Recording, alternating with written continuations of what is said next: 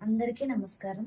లాంగూలచాలనమధశ్చరణావఘాతం భూమౌ నిపత్య వదనోదరదర్శనం చ స్వాపిండదస్య కురుతే గజపుంగవస్తు ధీరం విలోకయతి చాటుశతైశ్చ భుంక్తే.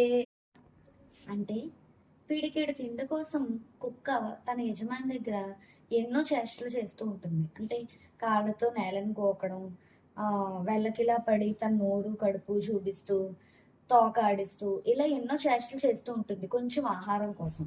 కానీ గజరాజు అంటే ఏనుగు అది ఎంత బెట్టు చేస్తూ ఉంటుందో, ఆ మావటివాడు ఏనుగుతో ఎంతో ప్రియంగా, ఇష్టంగా మాట్లాడి, దాన్ని ఇష్టంగా పలకరిస్తే తప్ప అది ఆహారాన్ని స్వీకరించదు.